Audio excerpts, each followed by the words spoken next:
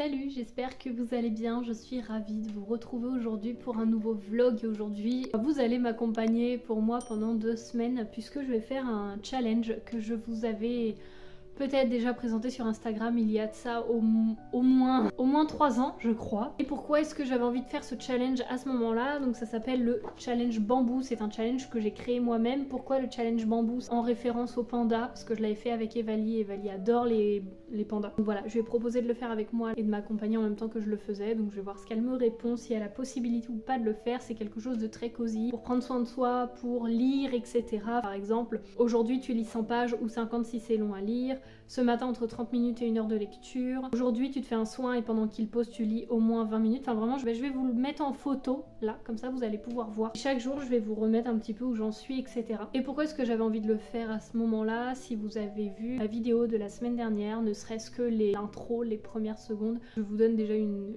énorme nouvelle, une grosse info. Si jamais vous l'avez loupé, je vais vous la représenter. C'est que tout simplement j'attends un petit bébé pour les mois à venir. Enfin ce sera un petit bébé de l'hiver. Donc voilà un peu la nouvelle. C'est vrai que j'avais gardé assez longtemps pour moi parce que je voulais pas de suite en parler sur les réseaux. J'avais envie quand même de garder ça pour nous en fait, tout simplement. Ça restera quelque chose de personnel. En tous les cas je parlerai peut-être pendant les vlogs, mais en aucun cas je ne montrerai par la suite notre enfant. Enfin je montrerai pas. Je vous montrerai peut-être quelques petits trucs dans les vlogs, mais plus vous en parler si je sais pas si ça tourne autour du crochet, de la lecture, enfin que sais-je, mais bon voilà. Je garderai quand même une grosse part pour nous, bien évidemment. C'est pour ça surtout que j'avais besoin en ce moment de me faire un petit challenge, d'avoir une ligne directrice qui me permettait de faire un petit challenge me permettant de prendre soin de moi. J'avais envie de faire un challenge cosy et je me suis dit mais t'en as un tout fait que t'as fait toi-même il y a quelques années, t'as juste à le suivre, à le faire. Je me suis dit pourquoi pas faire ça avec vous en vidéo tout simplement, donc je pense le commencer aujourd'hui. Mais sachant que j'ai besoin de pas mal de repos, prendre du temps en fait pour me reposer, pour me poser. Je me dis quoi de mieux que aussi m'obliger un petit peu à lâcher mon téléphone parce que c'est vrai qu'Instagram, Pinterest, tout ça, ça m'aide pas. Et là je me dis ça va un petit peu m'obliger déjà à me donner des objectifs de lecture et donc à me poser sans le téléphone parce que c'est affreux. Faut absolument qu'on trouve une bibliothèque pour les livres de monsieur parce que depuis qu'on a emménagé ça va bientôt, dans quelques mois, faire 1 an. Ils sont toujours là. Après, il y a plein de choses qu'on a fait dans cette maison, hein, donc je me dis on n'a pas non plus rien fait en 1 an. On va faire un petit point donc sur mes lectures très rapides, puisque je vous en reparlerai tout au long de cette vidéo. Donc il y a tout d'abord L'Oiseau Moqueur que je viens tout juste de finir, je crois hier, qui est une lecture que j'ai adorée à la croisée entre Fahrenheit et Des fleurs pour Algernon. Pour moi, vraiment, c'est un peu entre la croisée des deux. J'ai adoré, je vous en reparlerai plus parce que là je l'ai terminé, c'est pas du tout le sujet de cette vidéo qui je pense va être assez longue. Niveau lecture audio, je suis en train d'écouter Un air d'éternité de Clarisse Sabar et j'en suis très exactement là. Je crois qu'il me reste 30 pages, il doit me rester 30 minutes d'écoute ou quelque chose comme ça, donc à voir pour peut-être le mettre dans le challenge d'aujourd'hui et le terminer, je ne sais pas. En lecture papier, je suis actuellement en train de lire J'ai donné la vie dans un camp de la mort, je ne sais plus de qui c'est écrit. C'est un témoignage sur la Seconde Guerre mondiale.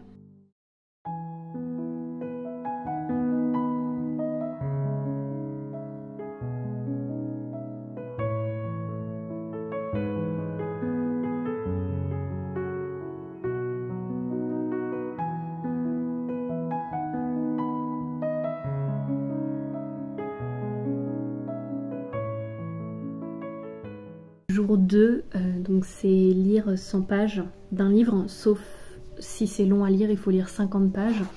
Écoutez, pour mon témoignage que j'ai mis dans ma super pochette à livres, il me reste, vous voyez j'en suis là, et il me reste approximativement 50 pages à lire. J'ai terminé celui-ci, je pense pas en commencer un autre ce soir parce que il est déjà assez tard et nous n'avons pas encore mangé, donc je lirai après manger, je m'installerai confortablement. Et le challenge du jour 3, donc de demain, c'est entre je crois une demi-heure et 1 heure de lecture au réveil. D'un jour sur l'autre je lis en amont le challenge. Putain, le chien. Oui, il vient de tomber dans les escaliers. Le chien qui a loupé une marche. Du coup je me renseigne la veille sur le challenge du lendemain parce que quand c'est des choses à faire au réveil, si je le sais pas, je peux commencer ma journée et regarder après en me disant ah mince, c'était ce matin qu'il fallait le faire. Donc vu que je compte terminer les 50 pages de mon livre actuel, le but c'est que ce soir avant d'aller me coucher, je choisisse une lecture pour demain. Je sais pas trop encore quoi lire, je vous montrerai de toute façon tout ça. Sachant qu'en plus demain, nous sommes dimanche, nous avons pas mal de trucs de prévus. Il faut que je me lève entre guillemets assez tôt, pas trop tôt non plus parce que j'ai besoin de sommeil, mais assez tôt pour avoir le temps de lire une demi-heure et 1 heure sans me dire oh là là il faut que je fasse ça, il faut que je fasse ça.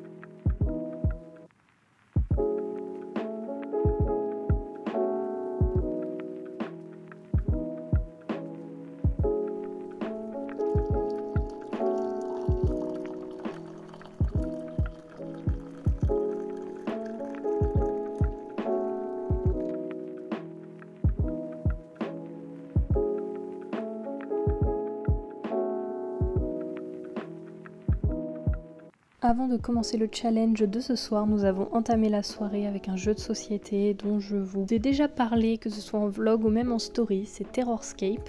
C'est un jeu donc de plateau, comme vous pouvez voir ici, vous voyez que ma partie et derrière le manoir il y a exactement le même plateau avec le côté du tueur, donc qui est joué par mon copain, c'est-à-dire que moi je joue très souvent les 3 survivants. C'est un jeu qui se joue de 2 à 4 puisque peut soyez jouer à 2, donc un qui fait le côté du tueur et un qui fait le côté des survivants, ou alors à 4, c'est-à-dire un qui fait le tueur et un qui fait un survivant, puisque du côté des survivants il y en a toujours 3. Pour vous parler très rapidement de ce jeu, donc vous pouvez voir que là je suis en train de faire mon tour, donc il y a plusieurs actions que chaque personnage peut faire, sachant que chaque survivant a des capacités spéciales, ce qui nous permet de former une équipe particulière en fonction de ce que l'on veut jouer. Plusieurs actions sont possibles, donc soit se déplacer entre 0 et 2, soit aller réparer la radio, donc vous voyez les petits engrenages sur le côté, il y en a 5 qui permettent, une fois les 5 réparés, d'appeler la police, et là il faut juste attendre en fait nos 5 tours pour être sauvé, ou alors aller fouiller des lieux pour essayer de piocher des clés pour se barrer d'ici, puisque le but est donc de se barrer de ce manoir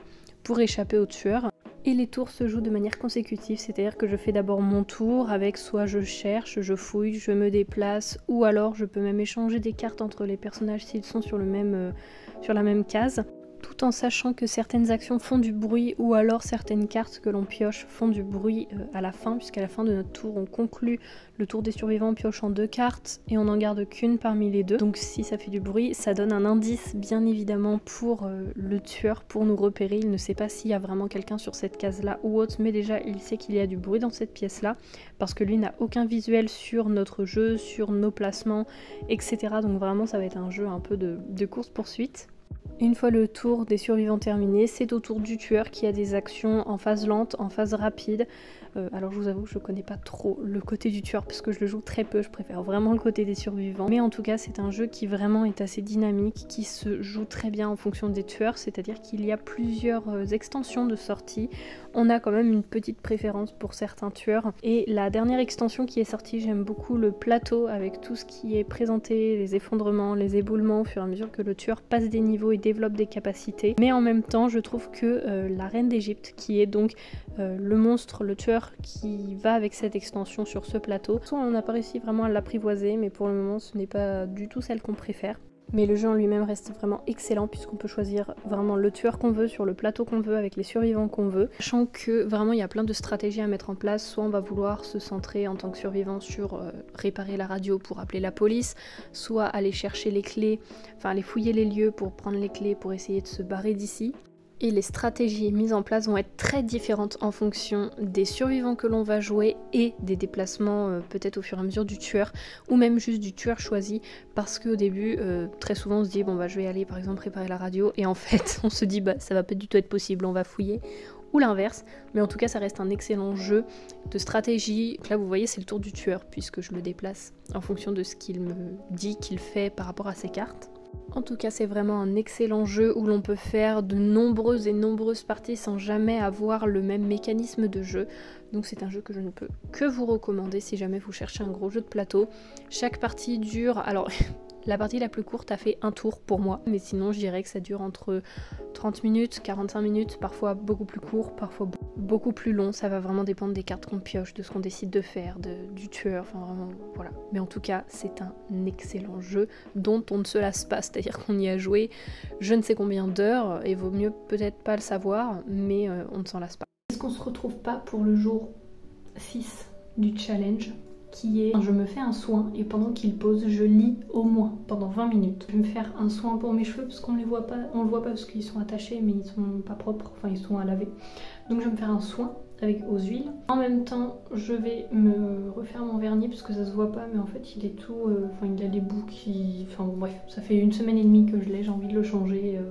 Voilà, tout simplement. Et je vais au sport ce soir, donc je me laverai les cheveux qu'après être rentrée du sport, bien évidemment. Je vous reprendrai déjà demain pour vous parler un petit peu plus des 2 lectures que j'ai pu terminer pendant ce challenge. Donc, je vous retrouve, il est 16h20, 30 à peu près.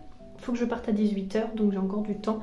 Je vais déjà m'habiller en tenue de sport et ensuite je me fais le soin et en même temps je vais discuter un peu avec vous. Alors me voilà en tenue de sport et je vais vous parler un peu de mes lectures que je suis en train de faire actuellement. Du coup pour commencer avec le livre que vous avez pu voir dans cette vidéo, c'est Le Restaurant des recettes oubliées qui m'a été fortement recommandé par Evali. En fait c'est une histoire au Japon où on y suit un petit restaurant où la façade ne paye vraiment pas de mine, on dirait quelque chose quasiment d'abandonné. Et en fait des gens ils viennent pour retrouver une recette oubliée, donc avec des bribes de souvenirs ils vont confier à Koichi, je crois que c'est ça son prénom de tête. Ils vont confier ces bribes de souvenirs. Par exemple, ça avait un arrière-goût un peu amer, genre cherche ça, c'est quelque chose d'il y a plus de 50 ans, ou parce que c'est un plat de l'enfance, parce que c'est un plat préparé spécialement pour une occasion, etc. Et donc ce sont des gens qui n'ont pas cette recette et qui veulent tout simplement regoûter ce plat. Le but donc de ce restaurant est tout simplement d'avec les souvenirs et les indices que leur donnent les personnes, de pouvoir reconstituer ce plat. Et pour le moment, j'ai lu 2 ou 3 petites histoires. C'est très agréable, ça donne vraiment faim. Enfin moi après je l'ai lu souvent après le repas donc j'avais plus faim.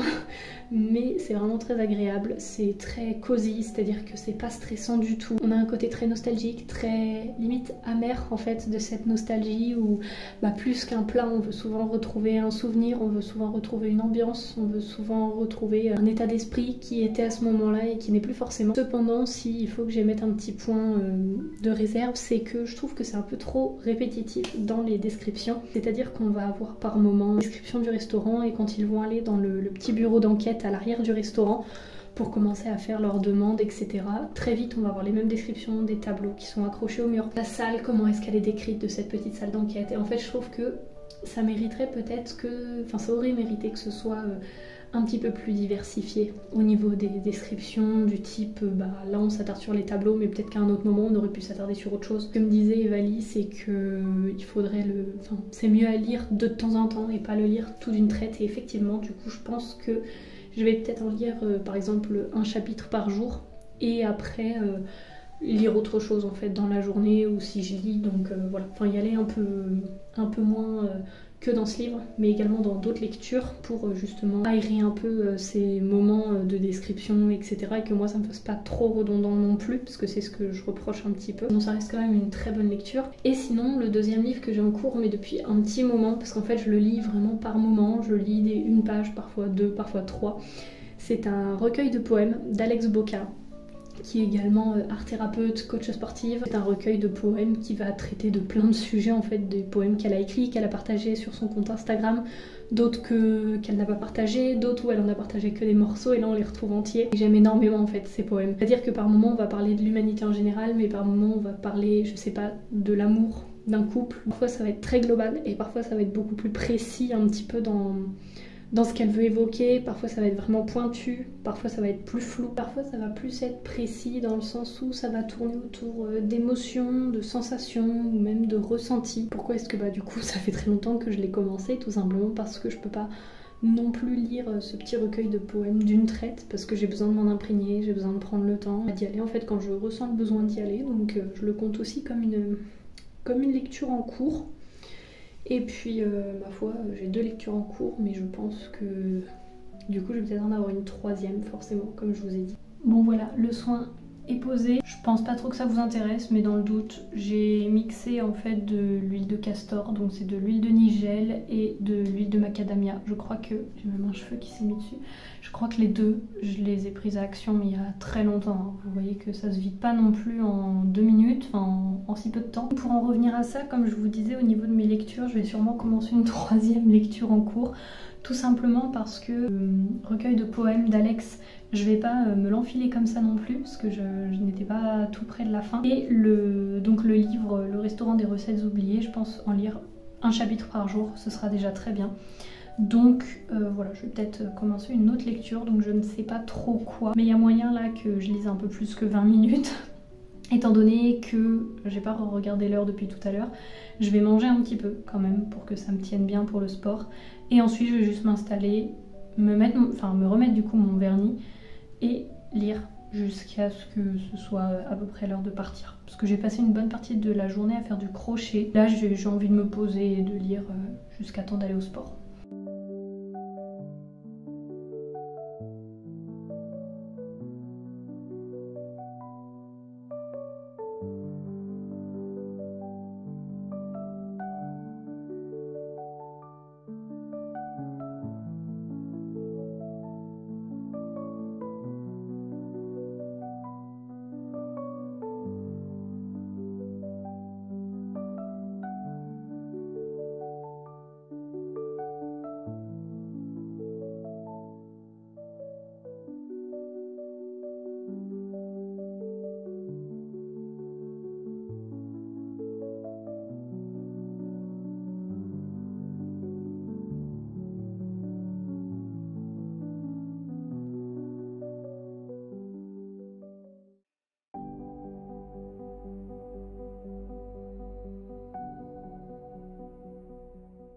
Est-ce qu'on se retrouverait pas avec les cheveux tout propres? Parce que oui, du coup je me suis lavé les cheveux hier soir, donc le temps qui sèche, parce que je ne sais pas si vous avez déjà vu vraiment la longueur de mes cheveux. Le temps qui sèche, ils étaient encore un petit peu humides ce matin, ça a été une galère pour essayer de faire un truc, puisque ça retombait, bon bref, là c'est à peu près bon. En tout cas, je vous retrouve comme prévu pour vous parler de ces lectures que j'ai pu terminer dans le début de ce challenge. J'ai donc ces 2 livres-là à vous parler. On va commencer avec Un air d'éternité, donc de Clarisse Sabart aux éditions Charleston, qui est un livre que j'ai écouté, on va dire, à 95% dans sa version audio, puisque j'ai lu réellement du livre 30 pages. Le reste je l'ai écouté. Très rapidement pour vous faire un résumé, on est sur une double temporalité avec un récit en 2018 à Châtillon-sur-Indre et un récit qui se passe en parallèle lors de la Seconde Guerre mondiale, juste avant et pendant. Ce fut une bonne lecture, c'est pas mon préféré de Clarisse Sabard, ni mon préféré dans les récits à double temporalité, mais ce que j'ai beaucoup aimé, c'est qu'ici on a beaucoup de clins d'œil à l'Indre, l'Indre qui est la région où je vis, et donc les lieux cités dedans, ce sont des lieux que je connais, ce sont des références que je connais, avec des petits villages dont le nom, c'est chez moi en fait quasiment. Je veux dire, ce sont des villages que je cite, je suis passée par tel lieu et tout, donc c'est quand même super agréable de retrouver ça dans un livre, parce que là on suit vraiment le Berry. Donc ce fut une bonne lecture, mais pas mon préféré de Clarisse Sabard, même si l'histoire est très belle et que j'avoue, j'ai versé ma petite larme, que j'avoue, j'ai beaucoup aimé les personnages, mais et en plus de ça, la romance qui était, on va dire, attendue, s'est passée, évidemment, et j'étais comme une adolescente. Quand les deux personnages, il y a eu ce petit truc qui s'est passé, j'étais là, oh ça y est enfin. En tout cas, ce fut une bonne lecture, mais c'est pas mon préféré de l'auteur ni des doubles temporalités. Sinon, pour rester sur une thématique de Seconde Guerre mondiale, et par contre je vous avoue que là je n'ai plus envie de lire pour le moment de livres à thématique de Seconde Guerre mondiale ou avec des thématiques dures. C'est d'ailleurs pour ça que j'ai commencé le restaurant des recettes oubliées et en parallèle Les Possibles de Virginie Grimaldi, parce que je ne voulais pas de thématique de double temporalité ou de la Seconde Guerre mondiale. En tout cas, j'ai pu terminer et trouver super intéressant. J'ai donné la vie dans un camp de la mort. C'est écrit par Madeleine Aylmer-Rouben, qui est décédée en 2012 je crois. C'est une femme qui tout simplement a été déportée dans le camp de Ravensbrück, j'espère que je prononce bien. Et en fait, elle était enceinte lorsqu'elle a été déportée, elle a accouché dans le camp de Ravensbrück.